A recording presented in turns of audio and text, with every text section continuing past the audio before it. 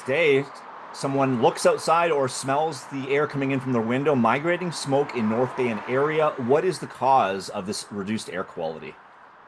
Yeah, I mean, once upon a time, all this smoke was coming out of these massive wildfires that unfortunately continue to burn in Northwestern Ontario and even further west into Manitoba, Saskatchewan. And so, yeah, that smoke has basically been blown around by the wind. We had a bit of a trough or front come through a lot of the province yesterday on Sunday, and behind that, all the smoke has basically followed it.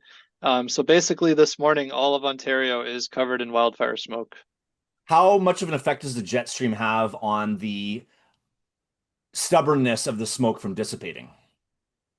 Yeah, it can have a bit of an effect because if you had stronger winds aloft, you would kind of hope that it would blow it away faster.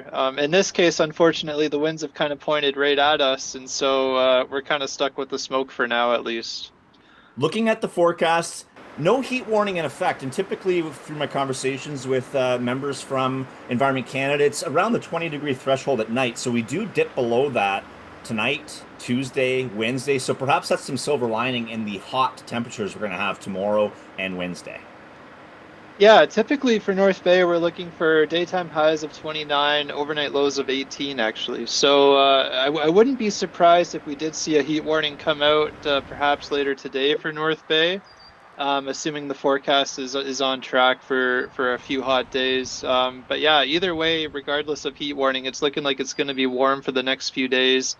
And so definitely a good idea to have that in mind if you're planning on being outdoors or working outside or things of that nature. Touching on your last point there, Crawford, what precautions should people take with the air quality and the heat? Yeah, a lot of them are similar. So a lot of them involve just taking a lot of breaks and really listening to your body. So with the air quality, you want to take breaks ideally inside with a good ventilated airspace, clean air. And with heat, ideally if you have air conditioning, that's a great way to cool off. Of course, a lot of lakes, if people want to jump in the lake, that's a great way to cool off as well, or if they have a pool that they have access to. And just staying hydrated with water. And yeah, just, check on yourself, check on your neighbors, check on your loved ones. If anyone's got any symptoms or anything that might require further attention.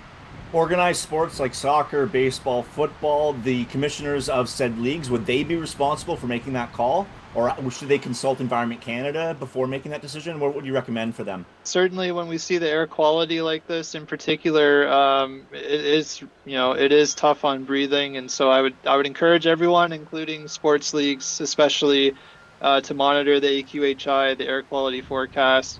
We do often see it can fluctuate kind of hour to hour, so we could see it improve for a couple hours, we could see it get worse for a couple hours. Generally, the trend over the next few days is the air quality should be improving. So if we're talking about a Tuesday night or Wednesday night softball game, for example, hopefully that's good to go. Today, unfortunately, it is looking like bad air quality. So it's not my call to make, but certainly it's something I think people, parents and such would want to keep in mind when making a decision.